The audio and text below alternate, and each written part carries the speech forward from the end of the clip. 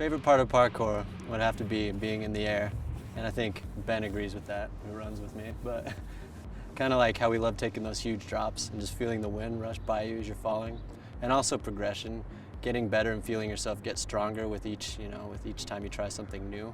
It's a neat feeling.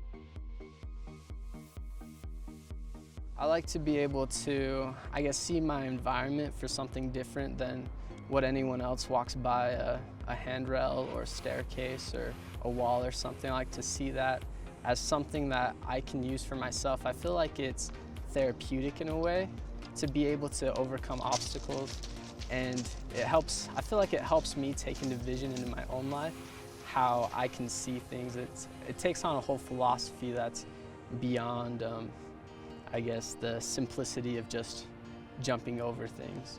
So my favorite would have to be kind of out in wilderness areas, actually. I like being connected to the natural environment, using rocks and trees and whatnot. But I obviously come to ISU a lot. The campus is great. They've got a lot of man-made objects for you to use, rails and sturdy things. But if you can find a good forest or park or something to use, it's actually pretty cool. Yeah, a lot of people think it's way more dangerous than other sports out there, which is kind of funny to me because I've actually not suffered any serious injuries parkouring. So I would say it's as dangerous as you make it.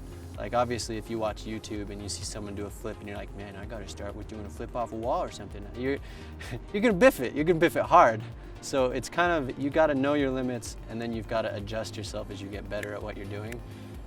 But I've suffered no injuries that are really lasting parkouring, whereas trying to skateboard, I've biffed more times than I can even remember now, and been bloody more times than I can remember. All my friends think it's funny because I can't skateboard for anything. It's kind of sad. So I'd say it's actually not nearly as dangerous as people think it is.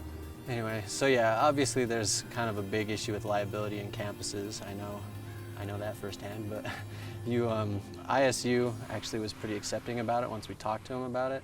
I used to parkour here a lot, and then some of the staff would get mad about it and they'd ask us to leave.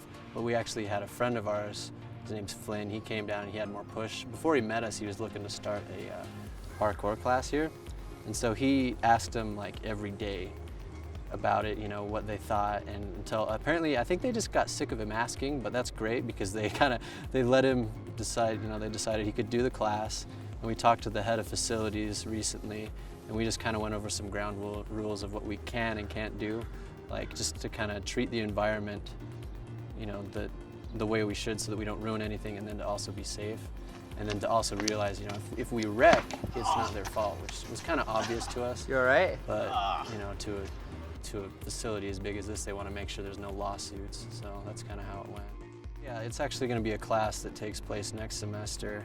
It's a 1-credit class that he's going to be teaching, kind of like just a physical education class. It's going to be pretty simple, I think, just for anybody who's interested in it. And then obviously we're going to try and get a club started here so that we can get more people running with us, people that are more confident after they've taken the class and have learned kind of what parkour is about.